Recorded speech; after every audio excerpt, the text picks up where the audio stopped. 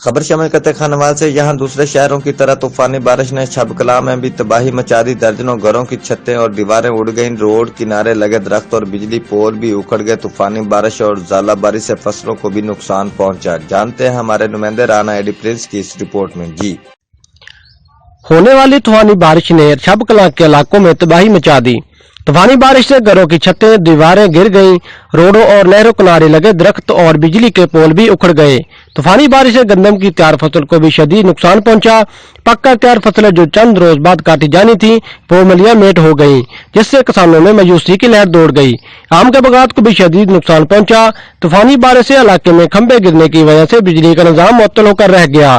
Rana AD Prince, जियो express news, अड्डा छिब कलां, खानेवाल।